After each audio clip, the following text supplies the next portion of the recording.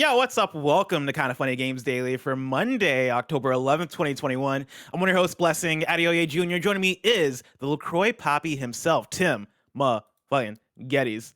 Gotta rep the brand, baby. Got I'm my loving LaCroix this shirt on. You got an aesthetic right now. You got the Thank you. Elgato Thank hat you. that is way more fresher than it needs to be, and you got the It's LaCroix velvet, shirt. Bless. Velvet. That is amazing for a brand hat. Yeah, no, shout out I'm to loving that. Elgato bringing the heat with their little holiday giveaway. So shout out to them for that and for the mics and stuff. Elgato's always been Oh great yeah, to us. yeah. Shout out to Elgato for pretty much everything that we're using to actually work from home.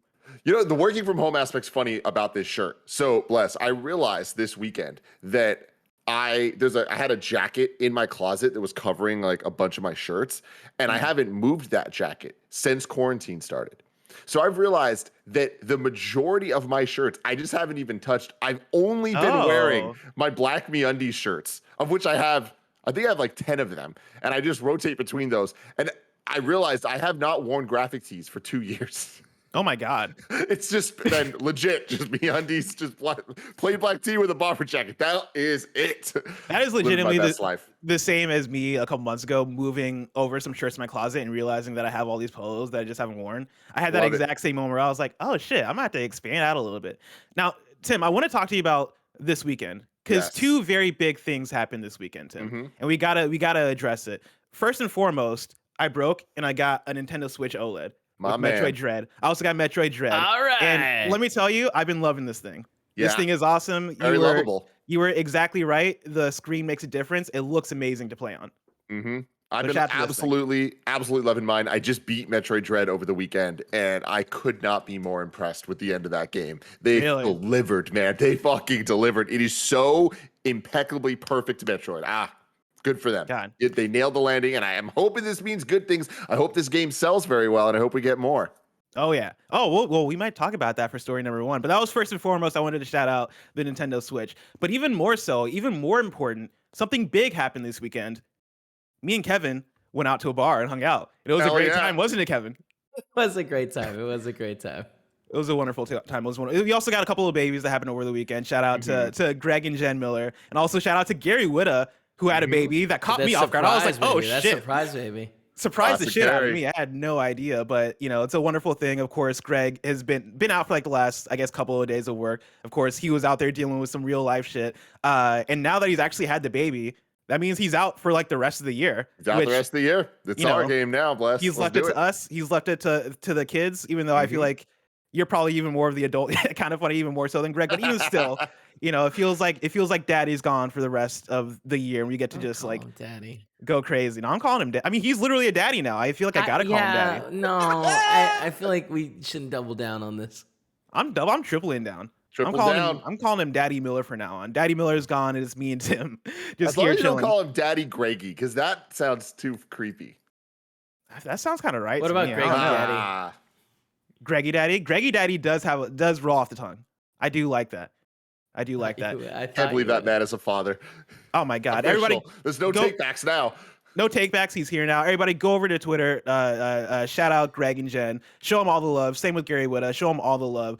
Congratulations to everybody for having your kids. You know, I feel like me and you, Tim, we got to catch up. We got to have our own children. We'll catch up one day. Yeah, we'll figure it out, Bless.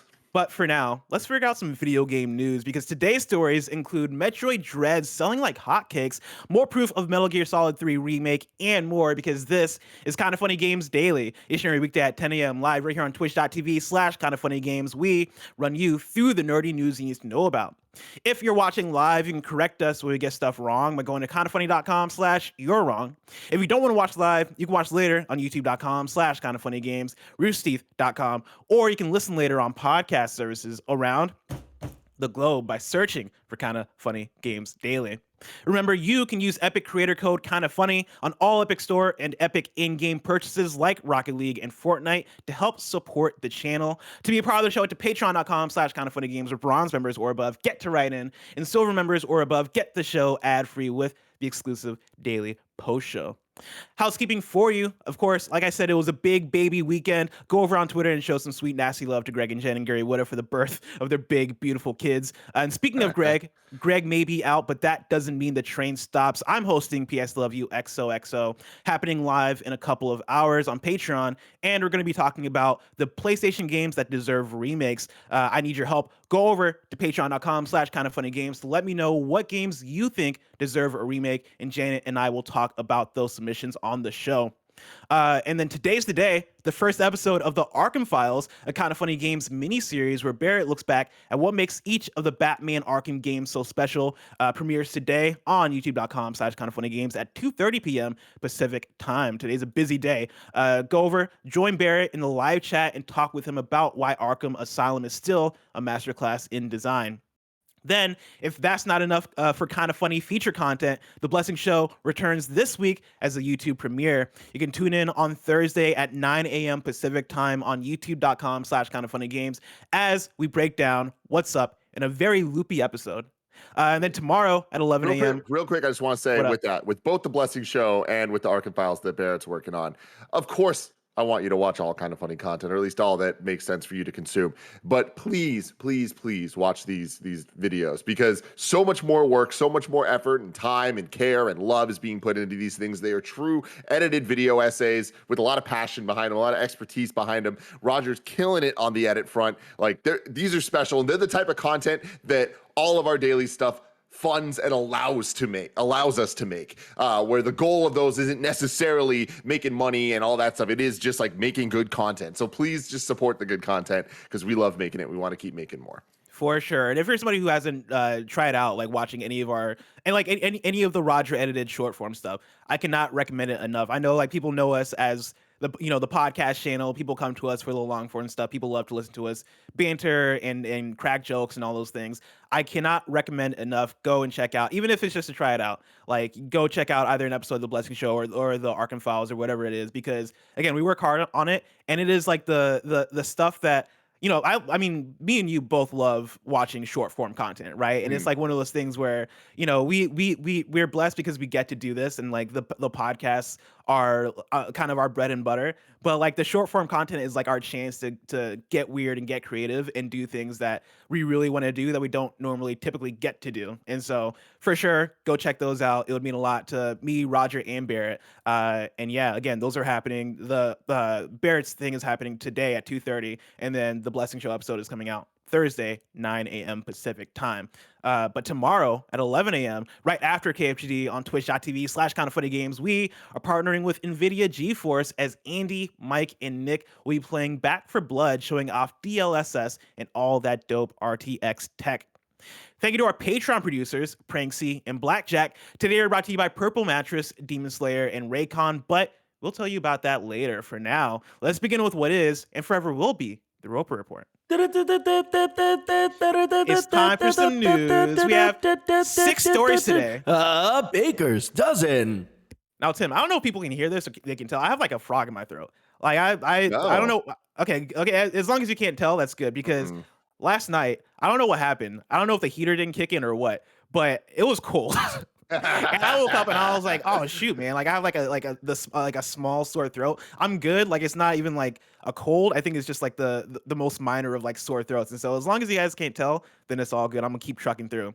But bear with me if that does creep up. Let's start off with story number 1. Metroid Dread is the highest grossing Metroid game launch in UK history. I'm pulling from Christopher Dring at gamesindustry.biz. It was a blockbuster week for video game releases, and there are 4 new games in the UK top 10. The game at the top isn't new, however. That game is EA's FIFA 22, which holds firm at number 1 for a second week.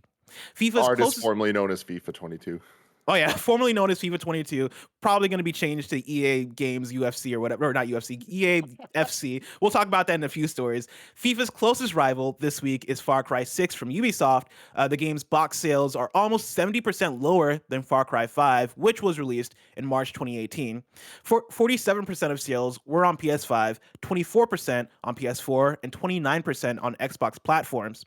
The drop looks severe, but even in 3 years, digital has accelerated significantly. And as we saw with FIFA, vanilla, it almost certainly did a lot better than it appears. We can be a bit more conclusive about the number 3 game, Metroid Dread, on Nintendo Switch, which is the highest grossing Metroid game launch in the UK to date, eclipsing the original Metroid Prime on GameCube. In terms of unit sales, Metroid Dread was less than 1,000 units away from overtaking Metroid Prime. Of course, digital data is missing, and it's safe to say that Metroid Dread sold more than 1,000 downloads in the UK. Therefore, we can confidently state that Metroid Dread is also the fastest selling Metroid game to date. The game sold 3.5 times more copies at launch than the last two Metroid games, Metroid Samus Returns, or than the last 2D Metroid game, Metroid Samus Returns, which launched on 3DS in 2017 after the Switch had come out. It's good news for Metroid, which is one of Nintendo's smaller franchises, but has a dedicated and vocal fan base. It is the 5th biggest Nintendo Switch launch of the year, behind Super Mario 3D World plus Bowser's Fury, The Legend of Zelda Skyward Sword HD, Monster Hunter Rise, and the new Pokemon Snap. Here is the top 10 for UK box charts for the week ending October 9th, 2021. Starting at number 10, you have Grand Theft Auto 5. At number 9, Super Mario 3D World plus Bowser's Fury. At number 8, you have a new entry, Super Monkey Ball Banana Mania. At number 7, Animal Crossing New Horizons. At number 6, you have Minecraft for Switch. At number 5, Alan Wake Remastered, which is also a new entry. At number 4, you have Mario Kart 8 Deluxe. At number 3, new entry, Metroid Dread. At number 2, Far Cry 6, also a new entry. And then at number 1, you have FIFA 22. Tim, Yes. Metroid Dread being the fastest selling Metroid game, I don't think is a surprise given the fact that it is on Switch. It is a hyped up title, and like there is the Switch magic, right? Whenever Nintendo releases a first party game on Switch, usually that is going to be one of, if not the best selling game of that franchise. Is that correct? That is absolutely correct. And what's interesting about that as well is you got to look at the last couple of years of the Switch and the entries and franchises they're putting out. Like, we're not getting the Mario Odysseys, we're not getting the Breath of the Wilds right now. So it's like when these smaller titles do get a chance to shine, I think there's even more attention, more marketing, more kind of buzz around things like Metroid Dread. Looking back at previous Metroid sales here, like the original Metroid, or Metroid Prime is the highest at 2.84 million. And then behind that is the original on the NES at 2.73. And after that, there's a pretty sharp drop off. Like even Metroid Samus Returns on the 3DS, which also tended to sell very well for things, it's only at 0.56 million. So that's not that high of a number, especially for what people would consider one of Nintendo's flagship franchises. When you look at that compared to other franchises that I would put in a almost like similar area to it in terms of like prestige, like things like Fire Emblem, right? Like Fire Emblem, traditionally not that high of a seller. Most games weren't even released in America, but the ones that were, the highest selling one was Fire Emblem Awakening at 2.3, and then Fire Emblem Fates coming through at 3 million. But that was beat by Fire Emblem Three Houses on the Switch, that is now over 3 million, and it continues to rise. Looking even at like the Kirby games, which are selling extremely well. Star Allies becoming one of the highest selling Kirby games, and then Luigi's Mansion. And I think these numbers are the most important. Luigi's Mansion 1, 3.3 million. Luigi's Mansion 2 on the 3DS, 6.3 million. And then Luigi's Mansion 3, just shy of 10 million. Wow. Right? So that's the magic we're talking about. And that's kind of what I'm expecting from Metroid Dread. Maybe not 10 million, but I would not be surprised if in a while we're looking back at those, you know, when Nintendo puts out its year in review type thing. I wouldn't be surprised if we're hitting 6-7 million for Metroid Dread. And like, that is incredible. That would put it at, double, triple the best selling Metroid game ever. Mm-hmm. Do you think this signifies the idea that Metroid is back and is going to be, I guess, considered alongside what we think of as like the Nintendo core lineup when we talk about the Marios, the Pokemons, the Zeldas? Do you think Metroid Dread is going to put it there? Because, the article goes ahead and says that, Metroid is one of the smaller Nintendo franchises. And I think you alluded to it earlier that, Metroid we kind of think of as part of that core lineup, but in reality it doesn't historically sell as much. And right now it is the 5th biggest Nintendo Switch launch of the year, right? Like the article mentions that it's behind Mario 3D World, Zelda Skyward Sword HD, Monster Hunter Rise, and new Pokemon Snap. Do you think Metroid Dread at the end of the day is going to sell enough to like put it above those, or where do you think it's going to sit in terms of the overall Nintendo lineup? I mean, I think the fact that it's there already kind of answers your question, where it's like those 4 games, 5, aren't necessarily like the biggest bangers. I mean, it's just kind of ports of old games, a third-party game in the form of Monster Hunter, and then new Pokemon Snap, which like is definitely a spin-off title of Pokemon, which we're talking different rules there. That's not really comparing it to like a core Pokemon game in terms of sales. So I think that makes sense. And also, like, keep in mind, this is really, really, really early. Like, we're talking about just the first couple days of numbers for this in Europe only. But I think that this is the beginning of hopefully a new standard for what Metroid can be in terms of gamers' minds and in terms of sales, similar to what Fire Emblem did on the 3DS when Awakening came out. And all of a sudden, Fire Emblem went from this thing of like, oh, I kind of heard of it because I played Smash Brothers and I know some characters, to, oh, you got to play this, it's really good, to then expecting sequels to be good and do well.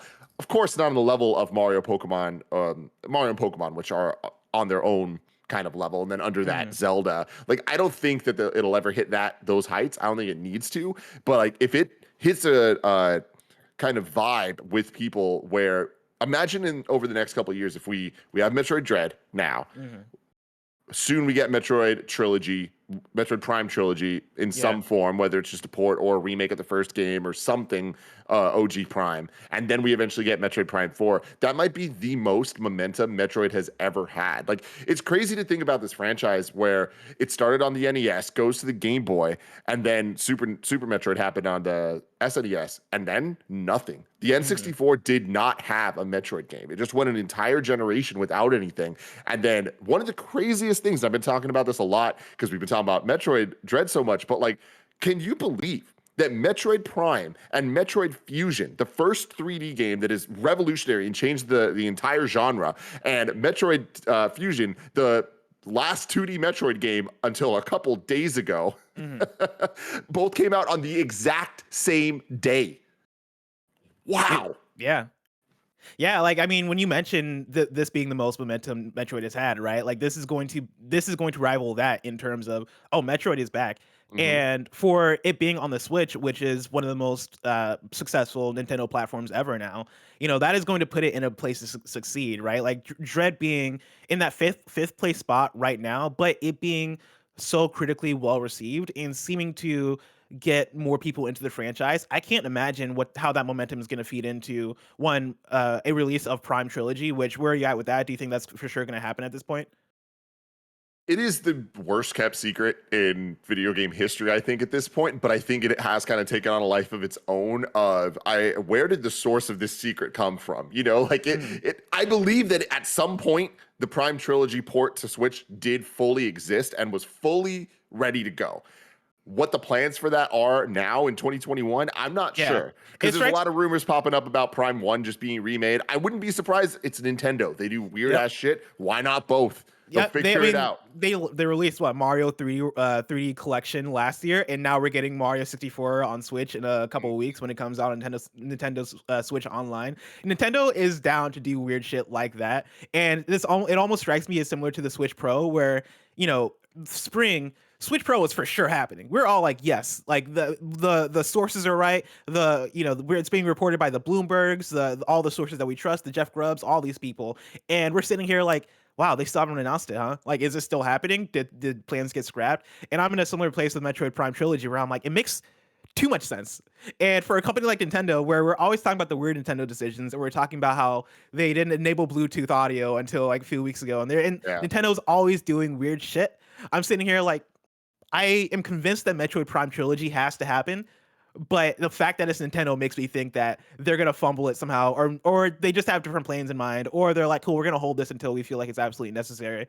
But I really do hope it happens, and if it happens, which I do think is likely, given reports and given rumors and all that stuff, I think that feed into Metroid Dread, into Prime Trilogy, which is going to get people like you, obviously, who loves Metroid and who has played Metroid Prime Trilogy, and me, who really would love to play Metroid Prime Trilogy, but I haven't actually gotten to play through those games. Just as growing up, I didn't have a GameCube, right? Like, I think that is going to get so many people in, the people that haven't played it and the people that have, and then that feeding into a Metroid Prime 4 is going to be so strong. I don't know if it's going to take it to Zelda levels, But if it can take Metroid anywhere near that, if we can ballpark it there, I think that story could be amazing for Metroid.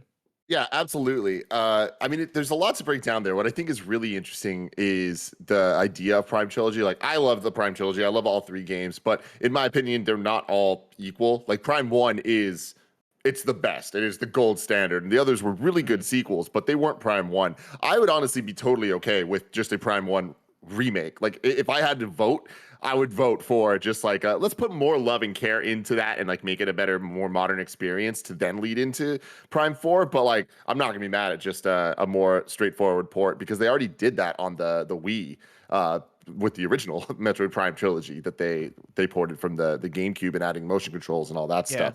stuff. But yeah, I think it's really exciting. It's a really good opportunity to make people understand what is so special about Metroid in the same way Dread right now is going to be doing for a 2D Metroid. And I really got to say, Mercury Steam knocked it out of the park. Like, I was a little trepidatious about this because I was like, Samus Returns was awesome, but it wasn't my favorite of the Metroid games, and it's not their fault. They were remaking already what wasn't one of my favorite Metroid games. So it's like, that's a tall order. But playing through Dread, they really, really, really did something special. And, we were talking about how is Metroid, a 2D Metroid, going to compete with things like Hollow Knight or Ori in modern times? And it does. Like, it still holds up. And like, some things aren't as good, some things are better. But at the end of the day, they really did something special with Dread.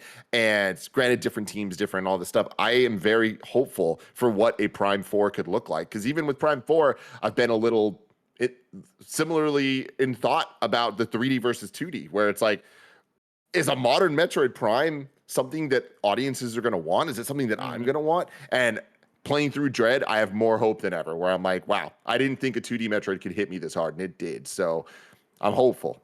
That's awesome. Tim, let's keep talking about revivals that we hope to see come back. With story number 2, the Metal Gear Solid 3 remake keeps building steam. I'm pulling from Andy Robinson at Video Games Chronicle. An employee at Chinese studio Virtuous has confirmed it's working on a, quote, unannounced AAA action adventure game remake following Video Game Chronicle's report that it's been handed the Metal Gear Solid license. As spotted by VGC reader Faizan Sheikh, Virtuous lead programmer Xiong Li mentions the unannounced game on his LinkedIn profile and claims to have worked on it since October 2018. According to his description, the remake will feature AAA quality level art, 4K graphics, and set-piece destruction. Lee also makes reference to multiple platforms in his description of the project. Video Games Chronicle first reported that last month that Virtuous is working on a new version of Metal Gear Solid 3 Snake Eater, and the project described in Lee's profile may or may not be related. In addition to MGS3 project, Konami intends to release remasters of the original Metal Gear Solid games for modern consoles, we reported. Established in 2004, Virtuous is one of the largest video game developers in the world and focuses on supporting the development of major AAA games or bringing existing games to new platforms. Recently, it worked on the Switch ports of Dark Souls Remastered, the Outer Worlds, and the BioShock Collection, as well as contributing art and content to blockbusters such as Battlefield 1, Uncharted 4, and Horizon Zero Dawn. Tim, where are you at with this rumor? I mean, it's hard to not believe that this is happening, given the reports. I mean, yeah, it's interesting. This isn't necessarily the way I would want this to happen, but I'll take more Metal Gear in anyway at this point, just because getting some of it means we're probably going to get more of it. A remake of 3, I am super stoked about. But with all of this, it's just we've had so many years of talking about Blue Point, and there's expectations with that, and there's a level of quality that I expect. Whereas with this, it's like, okay, cool, the Switch ports, the Dark Souls Remastered, the Outer Worlds, BioShock Collection, like, I haven't heard anything horrible about those, but I also haven't heard anything great. So maybe, hopefully, there's not anything to worry about with this, but it's interesting, like, thinking about the AAA quality level art, 4K graphics, set piece destruction. It's like, okay, so are we just taking the pachinko machine stuff and like applying it to the core of Snake Eater? Like, that's cool. At the end of the day, I would be more excited about something dealing with Solid Snake as opposed to the big boss stuff, because I always liked the more modern story stuff. So even getting a remake of 1 would be more exciting. But 3 is a fantastic game, and I'd love to see it. I'd love to see any of the MGSs handled again. All of this news, I don't know what this adds up to, because there's a lot of things here that I'm like this company, it almost seems a little too coincidental that that's their name. Virtuous, yeah. I mean, it's an interesting one because I would compare this to Aspire making the Knights of the Old Republic remake, where you look at all their previous stuff and it's like, cool, you guys have done ports and you guys have done remasters, but we don't necessarily know you for doing big remakes of the scale that we would want this to be, right? And that's in the case of Knights of the Old Republic. And with this, it's with the case of Metal Gear Solid 3. When we talk about Metal Gear Solid 3 Remake, historically, we've talked about it in two contexts. We've talked about it in the post MGS5 context of, wow, this engine is dope.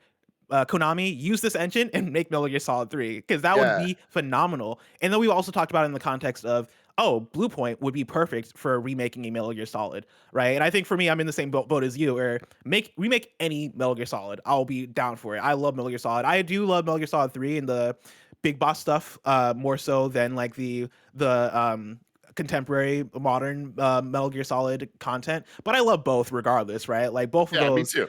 And if you're a Metal Gear Solid fan, like I don't think the preference is super strong toward either. But yeah, I think I think this is also an interesting place to start if you're going to remake Metal Gear Solid. Starting with 3, I think is an interesting choice. It being a prequel, I think makes sense from that standpoint, but it is still kind of weird to go out of order with a franchise that hinges so much on its lore and its characters and what it sets up in previous games. Like when you get to certain reveals or things that are pointing back to Metal Gear Solid 1 and 2, or even Metal Gear 1 and 2, does that feel weird when you're playing a remake that was put out in, let's say, 2023? I wonder. And, for me as somebody who's a fan, I don't care. I'm going to play it. I'm going to get those references. But are you allowing new people to come in with this remake and understand what's going on? That's the thing I wonder, and that's the thing I wonder if they tweak things or change things in order to accommodate for that, and I would hope not. Yeah, I don't think that they will, because I think that when it comes to Metal Gear, is the reality is you playing it for the first time, even if it was 1 or 2, whatever, it's not going to make full sense to you. So you're not going to get everything, even if you are playing it in the right order. You know what I'm talking about? Like there's some just deep references and like a lot of shit going on. I think that 3 is a simple, contained story enough. Simple's not the right word. It's a contained story enough that like I understand them starting with this one, because I think that it is probably the most complete Metal Gear game of if you're just going to play one game in terms of gameplay and story and everything that you're trying to get out of it. So, and characters and boss fights. God, Metal Gear Solid 3 is fantastic. It is. But yeah, this is interesting to me, what this means for the other remasters that they're talking about here, because Konami intends to release remasters of the original Metal Gear Solid games. Like, is it just going to be one remake and then the rest of them are just like like the remasters that we've already had a bazillion times on the other consoles, which is fine. Metal Gear's in a weird place because of where 4 is at, which is just not re-released ever. And then Metal Gear Solid 1, it's like you can't play Twin Snakes anywhere, but you could play the original PlayStation version. And then there's the original Metal Gear games as well. So yeah, doing the Metal Gear Solid playthrough with Mike and Barrett and Tamora and Kevin has been such a journey of, wow, yeah, these games are just all segmented out and you got to play them all in kind of weird ways. Like I think Barrett's planning to play Metal Gear Solid 4 through PlayStation Now, and I'm like, dude, I'll just give you a PS3. I got the physical version of Metal Gear Solid 4. We can make it happen that way. And the fact that you had to do all that is wild to me, right? I think that is we talk about video game preservation and like stores going down and all these things all the time. But man, I wish there was way more of an effort, just like from all parties in terms of, hey, like what are the important games that we need to bring forward? Metal Gear Solid 4 is a game that we need to figure out how to bring forward so it's not stranded on that platform, because that sucks. Like does. it's so difficult to get a PS3 and like go back and play that game. And who wants to do that, right? Like playing that game on PS5 or PS4 or whatever modern platform you have would be the way to play that game while doing it justice in a modern time. And yeah, like the fact that they're all segmented out that way. I mean, I would almost prefer a collection be done first, right? Of every Metal Gear Solid game ported to a modern platform so that we can be able to play it without going through the hoops and be able to play those games in their best version without having to accommodate for whatever, right? I have to get a handheld thing to play this. I have to dig out my PS1 to play this. Like figure out a way to port all those things forward. I think that would be a great place to start. Regardless though, I'm looking forward to seeing what this is, because even though Virtuous, they've not put out a Blue Point level thing before, or like they've not set expectation in terms of, oh, okay, I know they're gonna hit this quality, or I know this remake is gonna be this. The idea that there's any thought being put into bringing forward Metal Gear Solid 3 and remaking it in general excites me. And then talking about AAA quality level art, 4K graphics, set piece destruction. In our previous stream of Metal Gear Solid 3, we went through the Shagohod chase, and Mm, oh man, as a set piece, that shit is hype. That thing is yeah, so dope. And the one thing that Barrett was mentioning during was that, yeah, this looks cool, but it kind of sucks to play. Like, it's very clunky and all that stuff, which I totally get because it probably is. Having not played it now for probably 8 years, I can imagine that portion of the game being super clunky. But watching it from just a set piece and a cinematic presentation standpoint, that's the shit I want. Like, I want them to be able to figure that stuff out and make it not only dope to watch and follow and get that cool destruction, all that stuff. I want it to be dope to play as well. And I think that's the magic they're able to do with remakes. And so totally. I'm rooting for this thing, but Yeah, I am quite a bit nervous about it as well. yeah. I mean, you alluded to this earlier, but like, there's two words that I'm not seeing here that I really, really all it would be all I need to be absolutely in love with this, and that's Fox Engine. What Yeah. a fantastic engine! Like looking at Ground Zeroes, I'll never forget seeing that trailer for the first time, being like, "How the fuck is this in game? What magic are they pulling?" And then the fact that Phantom Pain came out cross-gen and Yep. still looked fucking amazing on the PS3 360 era, I can't believe it. That engine is magic. Dude, That and the RE engine are just next level shit. I remember like playing MGS5 at the time, 2015, sitting down and being in a cutscene where I'm flying back to Mother Base and being like, how does this game look this good? How? Like, what? I've never seen a game that looks this good. Of course, that was 2015, 2021. Games have evolved and progressed and all this stuff, but give me another one of those. Give me another one of those moments with the Fox engine, man. I want it. Hmm. I want it so bad, but that's probably so far away. And so now let's talk about story number 3. I was about to transition it out today, but we got a lot more stories left. Let's do a Forza Horizon preview roundup. I'm going to pull from 2 different sources. Let's start with Mike Fahey at Kotaku, who says Forza Horizon 5 is more Forza Horizon, and that's fantastic. An hour or so into my time with a preview build of Forza Horizon 5, I found myself kangaroo hopping through cactus-dotted hills in a yellow Ford Bronco.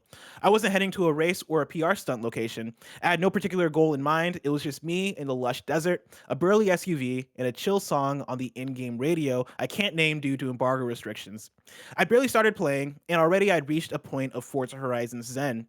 As exciting as it was to drive the Mercedes AMG Project 1 upwards of 200 miles per hour through Baja while racing a plane to the Forza Horizon 5 festival site in the game's thrilling opening sequence, spectacular set pieces aren't what keep me coming back to Playground Games' open world racing adventure series. Dropping 4 vehicles out of a cargo plane to race down volcanoes, through dense jungles, and through dust storms is a great way to start the game, but for me, it's just priming my engine for the main event. The main draw of Forza Horizon is freedom. Go where you want, drive what you want, do what you want. Sure, the map is dotted with special events, races, and story missions, but those are serving suggestions. Forza Horizon, for me, is all about the moment you stop listening to the in-game navigation's suggestions of streets and turn your expensive vehicle steering wheel toward the open countryside. I'm going to pull also from Eddie at GameSpot, who writes, Forza Horizon 5 was developed in 3 years instead of 2, and it shows. Since its debut in 2012, the Forza Horizon racing series has seen new releases come at a pace of once every 2 years, releasing on even-numbered years, with Forza Motorsport taking the odd years. Microsoft is breaking that tradition with Forza Horizon 5, which comes 3 years after Forza Horizon 4. The extra year of development gave developer Playground Games much more time to focus and refine the already solid and much-loved formula, and to take things to new heights in a new setting. On many occasions, I stopped and gazed out at the sweeping vistas of Playground's version of Mexico, and it looks great running on Xbox Series X. The draw distances, in particular, are seriously impressive. There is a volcano on the map, and it's visible from very far away, which helped me feel a sense of place in the world as I saw it draw closer and closer. Driving up and onto the volcano was another highlight for the demo for me. Getting to the top, which is a journey unto itself, you can see a huge amount of the world, and it triggers a sense of wonder as you think about the many destinations you can explore. Beyond the draw distances, the attention to detail was impressive. The way the sun glistens off the hood of a car in the distance is a sight to behold. While the beachside communities in the cities of Mexico made me want to stop, get out, and walk around, that is to say, Forza Horizon 5 does a good job of making its version of Mexico feel alive and lived in, as opposed to simply set dressing for racing adventures. Tim, where are you at with Forza Horizon 5 hype? I'm very excited. I wouldn't say I'm hyped. I think it's hard for me to be hyped about a Forza game where I really enjoy them. And like even I think last weekend I was playing a little Horizon 4, like just because I was Oh yeah. excited from one of the Xbox showcases we saw with 5, and I want to see how it looks.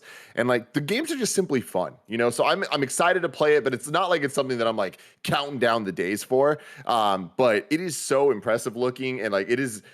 Forza Horizon has done that thing that like Gran Turismo 3 did for me back in the day, where I'm just like, I'm not the biggest racing fan, but I want to experience this because it's such a showpiece title no matter what. But it has that mix of that arcadey side of the PS2 era Need for Speeds, right? Like it kind of has that energy Mm. brought forth. So I'm excited to get playing it soon. Yeah. No, these previews have me hyped. Like, of course, I've already been hyped for Forza Horizon 5. I love Forza Horizon 3 and Forza Horizon 4. And reading through these previews, I think made me realize that Forza Horizon is pretty much my Far Cry in terms of the Mm, game that keeps giving you the same stuff, but I'm totally in for it and I get hyped for it each time. And it's that same sensation of being in a wonderfully crafted open world, going through, doing the checklist box things that you would do in a Ubisoft open world, but also having that sense of I'm just gonna drive and do what comes to me. I'm going to, drift around for a while so I can build up my score and experience and level up my car and my character. I'm just gonna find whatever. I'm gonna set my GPS to go after whatever and just like do whatever the next event is. Hearing this preview talk about the volcano, Eddie from GameSpot talk about the volcano thing, right? Colin5 in chat mentions you see that volcano, you can walk to it, and that mm. that sequence in that preview gives those vibes. But it also reminds me a lot of a game that I reference all too much, Breath of the Wild, seeing Death Mountain, when you're on the Great Plateau and being like, oh shit, like this one, like seeing these landmarks centers me in where I'm at in the map and really gives the this location character and personality. But the idea of like walking there and getting closer and having like the the environment, I guess, evolve as you're getting closer to whatever that big landmark is, and then climbing up that mountain and looking Yeah. out and seeing the rest of the map.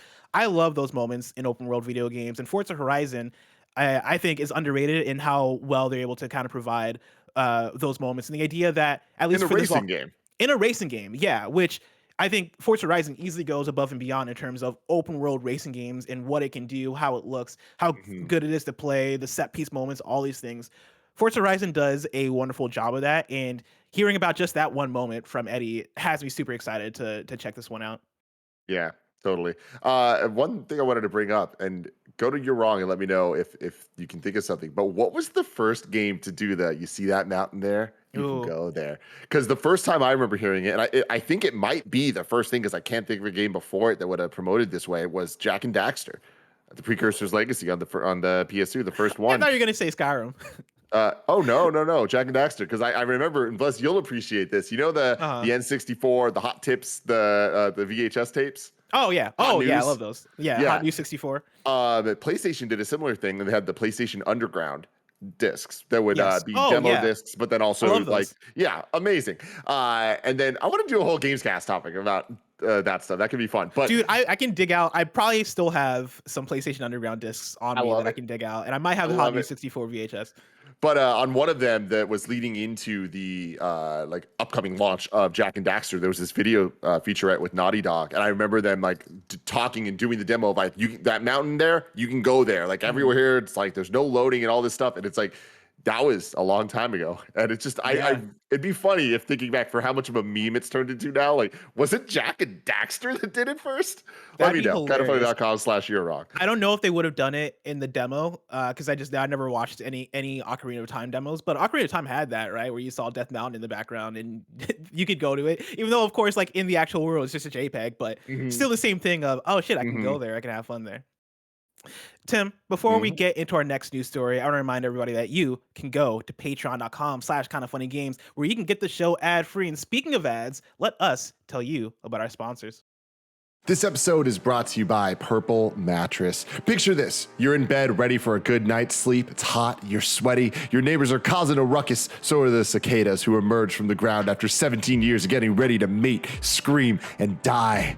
Sounds peaceful, right? Wrong, unless you add a Purple Mattress into that equation. That's because only Purple mattresses have the Grid, a fancy ventilated design that lets air flow through to keep you cool. It's also super comfy, supporting your back and legs, but cushioning you in all the right places. I can attest to this. I absolutely love the Grid pillow that I have, and it is so perfectly cool. I never need to flip it because it's both sides. It's always cool. It's always making me feel good. Purple is comfort reinvented. Right now, you can get 10% off any order of $200 or more. You go to purple.com/kindafunny10. Use the promo code kindafunny10. That's purple.com/kindafunny10. Promo code kindafunny10 for 10% off any order of $200 or more. Purple.com/kindafunny10. Promo code kindafunny10. Next up, let's talk about Demon Slayer. It's time to become the blade that destroys demons in Demon Slayer Kimetsu no Yaiba, the Hinokami Chronicles, launching on October 15th on PlayStation 5, PlayStation 4, Xbox, and Steam. Tanjiro comes home to find his family brutally murdered and his sister Nezuko transformed into a demon.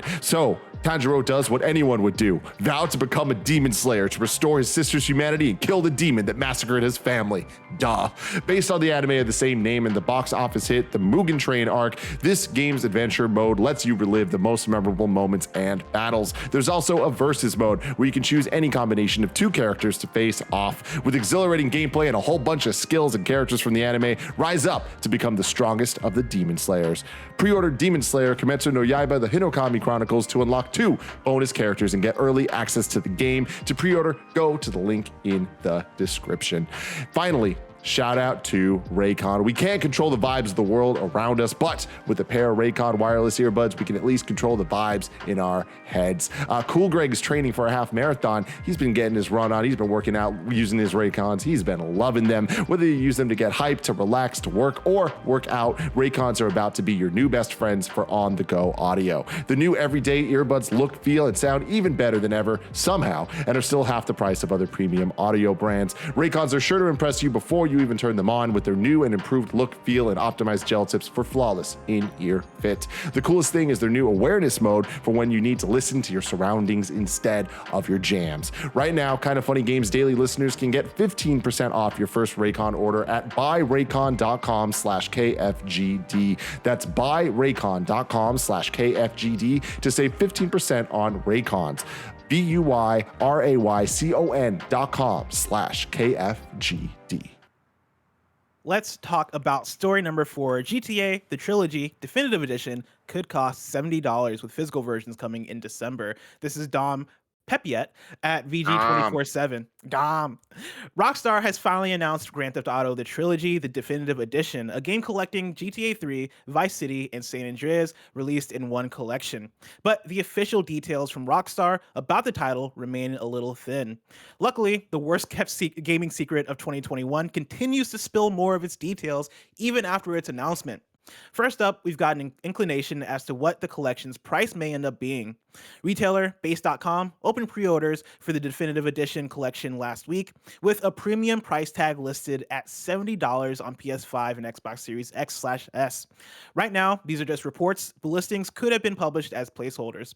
The PS4, Nintendo Switch, and Xbox One versions of the game, though, are listed at $60 at a $60 price point.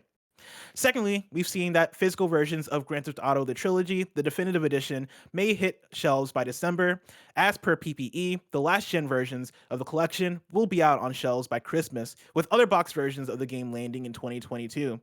The Polish publication sources state that the PS4, Xbox One, and Switch versions of the compilation will release physically on December 7th, with new-gen versions not coming until later. And this is one that I'll say take with a huge grain of salt, because this is just coming from what could be placeholder stuff from stores, from retailers, all that stuff. That said, God, I hope this isn't true. I really hope this isn't true, Tim. What part? Specifically, the next-gen versions coming later. And like the $70 thing bums me out a little bit, but I mean, if it's taking advantage of like the next-gen features, if it runs better, if there's like DualSense stuff in there, then sure, I'll take it. that version or those versions coming later though. I'm like, please don't do that. I don't want to Yeah. have to wait until later on to play this collection, or have to make the decision of, do I play it on PS4 now or PS5 later? That's always a compromising place to be in. Yeah, totally. I mean, so hold on. Reading this, where are you seeing that? Oh, new gen version's not coming till later. Got it. Yeah. Yes. Yeah, that sucks. Game is one of the most bizarre things I think I've ever seen in Yep. terms of video game announcements, where, first off, the trilogy being remastered in any type of definitive way, I'm surprised about. The way that this information is leaking and rolling out, I'm surprised about.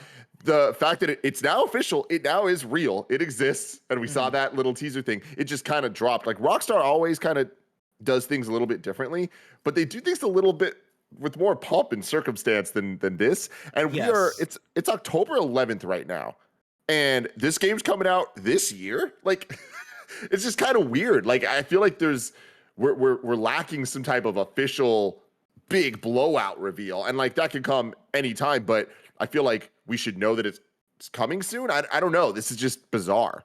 Yeah, that's why in Friday's episode, I believe Friday was when we actually talked about it. The thing I kept saying was temper your expectations, and the circumstance around how they're announcing this is the biggest reason why, right? Like, it being announced with no gameplay and like no definitive date and all that stuff just strikes me as, hey, we're just putting this out, and like it almost feels like they want it under the radar. They're not hyping this up. They're not making a big deal about this. And for what it's been reported as, which is, remasters slash, like, I guess, light remakes using Unreal Engine, all this stuff, that sounds like something that should be hype. You're telling me that you're remaking the original trilogy. That sounds like something that should be exciting.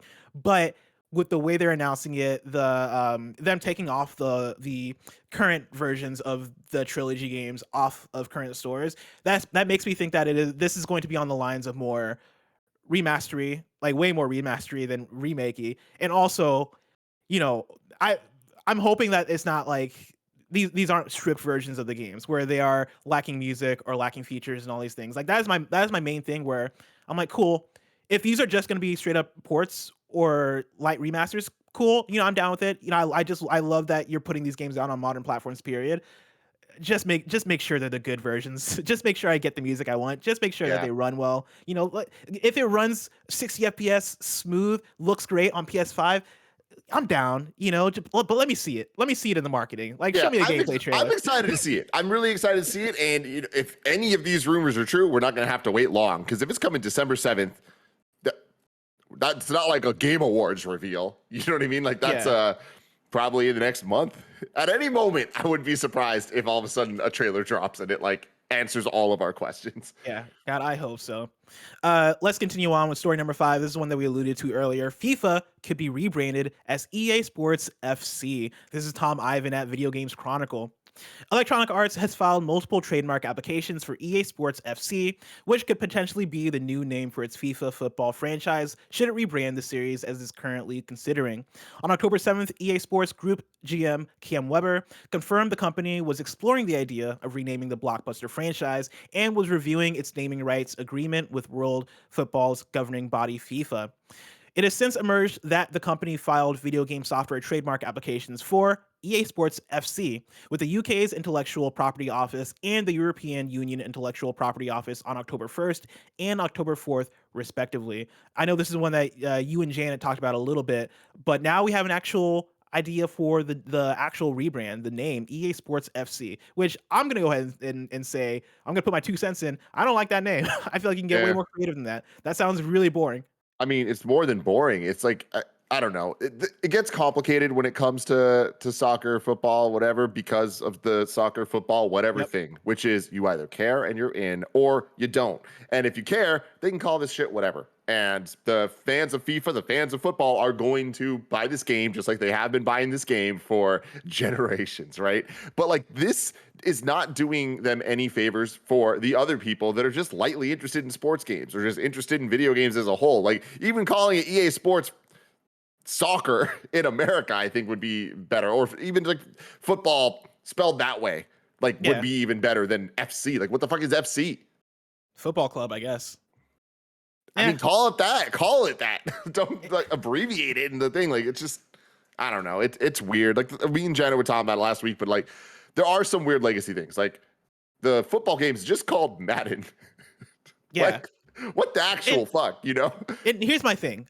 Madden, at the very least, was able to build that name recognition, and it makes sense now in a way where nobody's confused. We all get it, and I think at the end of the day, it's kind of a good brand name, right? It's something unique. As long as you have the rights to the name Madden, you don't have to worry about like renaming it because you had NFL in the title or whatever the thing is. With with FIFA, I understand losing the rights because FIFA being its own governing body, all that stuff. There's probably a lot of hoops you have to jump through for that. I think you can go way more exciting than EA Sports FC. I think you could tie it to an actual player in the way that you tie it to an actual human being, John Madden. Maybe you could tie a FIFA game to Messi or Ronaldinho or like I joked last week in chat. I was like, call it Diego Maradona's kicking it or something along those lines, right? That's me joking, but I think there are way more interesting places you can go to. As EA Sports FC is just a boring ass brand to have. That said, they're going to be fine because they don't really have competition. eFootball is not good. People hate eFootball, and like PES isn't what it used to be, and so people are still going to flock to this one being the main soccer game / football game, and I think they're going to be fine with it. But I don't know, man. I feel like there's even I mean, talking about PES, right? Like even PES in its history has had dope ass names. Winning 11, I always loved that name. I thought Winning 11 was the dopest name for a soccer game. Even Pro Evolution Soccer is a cool name. I think there are plenty of places you can go with it. I understand the soccer versus football thing, and they would probably just call it football in the US just because that's what the rest of the world goes by, and that they probably care more about the rest of the world than the US when it comes to the actual FIFA game, and people would understand it for the most part. But I don't know, man. EA Sports FC is boring. But that's where I stand. It's not the biggest deal, but as somebody who likes FIFA a lot, I'm like, you can get cooler than this. The chat's straight up proving my point too. Like they're all like, I know what FC means. I'm like, I know, you like soccer, you like football. Like I'm talking about the people that aren't invested, that don't know, that like even just spelling it out a little bit more, like would then allow them to know what it is. Yeah. Get that Messi license, FIFA. EA Sports, if you're watching this right now, right? I'm looking directly at you. Go to Messi. He's just out there vibing. He's chilling. He probably doesn't have that much left in his career because he's been doing this for a long time. I'm sure he'd be willing to get paid a bunch of money so he can put his name on every single box. Do it. Go after him. Let's round out this Roper report with story number 6. Nintendo 64 games will be 60 hertz. Will be the 60 hertz versions in Europe. This is from the @Nintendo UK account on Twitter. They tweeted out this morning, all Nintendo 64 games included with Nintendo Switch Online plus expansion pack can be played in 60 hertz English language versions. Select games will also have the option to play the original European PAL versions with language options. And so that's good news. Everybody was freaking out about this last week because the people thought that the UK was going to get the PAL versions, which had, I believe, 50 hertz and like just weird caveats, like I think borders on the top and bottom of the screen and shit like that. And so good for you, Europe. You're going to get the good versions. Hell yeah. Good for you. Now, plus, think about this. We get to see these games on that fucking OLED screen, baby. Yeah, we do. Oh my God. I can't wait for it. Dude, playing Metroid Dread last night in bed, I was like, this is hot. This is a colorful screen right here.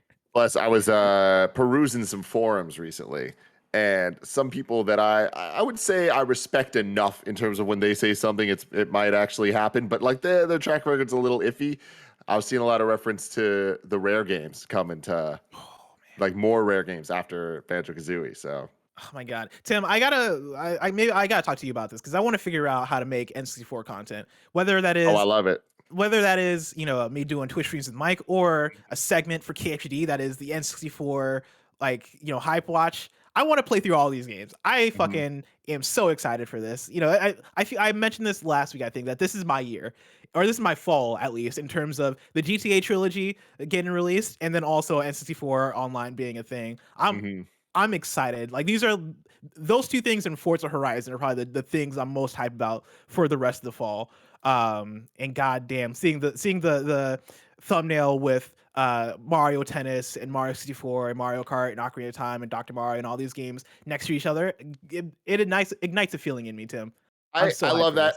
I want to figure that out because there's something there, and I also want to say that Star Fox 64. I cannot wait to play that again. It's been a while. Star Fox Yeah. 64 is probably on my list of most replayed games ever of all time, and this is since I first played it back in whatever it was, like '98.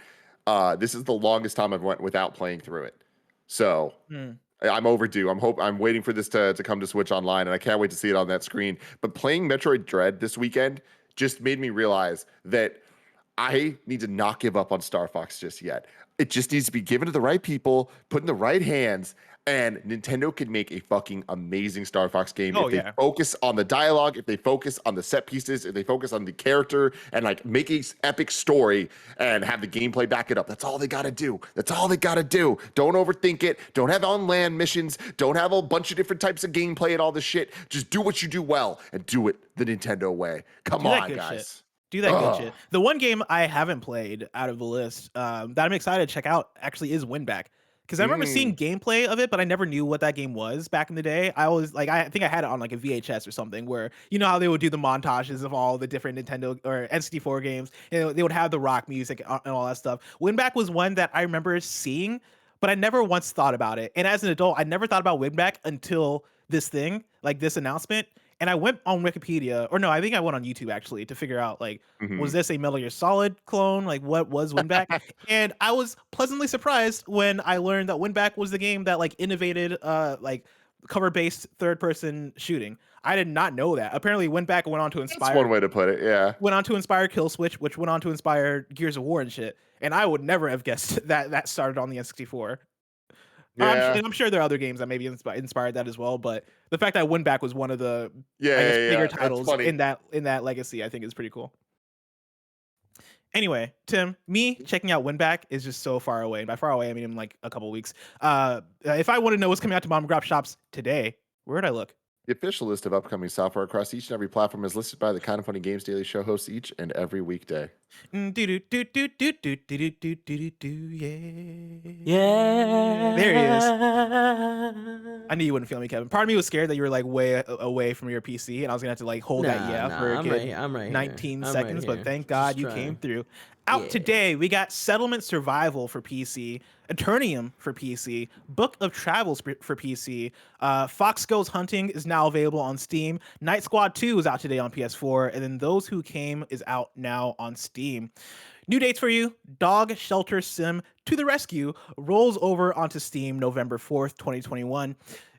Tuhu Multi-Scroll Shooting 2 is coming to Steam on October 26th, and then Evil Genius 2 World Domination is coming to consoles on November 30th.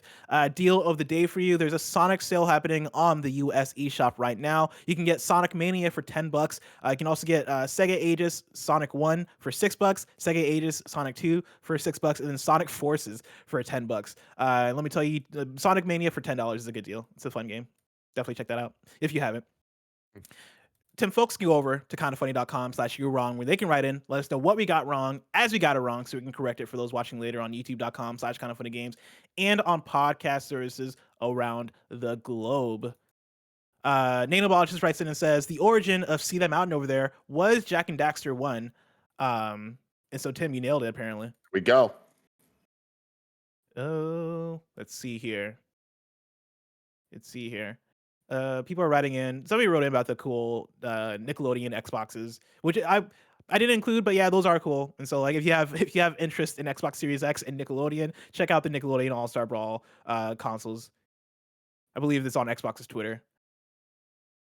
And then when is is there a date for the N64 things? I just don't remember. This month, I believe. I think there is an exact date. You might be able to look it up. I'm right there with you, man. Living a great life. We got Sora coming to Smash in like a week. We got freaking N64 games to play. Come on. Hell yeah.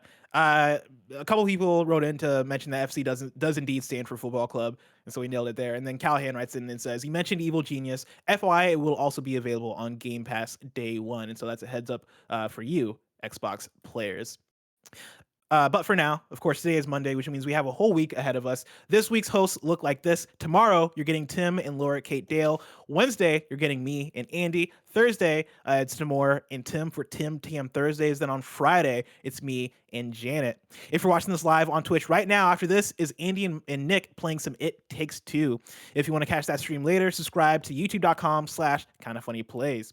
Remember, this has been Kinda Funny Games Daily, each and every weekday live right here on twitch.tv/kindafunnygames. We run you through the nerdy news you need to know about. We have a Patreon post show for those that are subbed at the silver level of patreon.com/kindafunnygames. So stick around for that. Otherwise, until next time, Game Daily.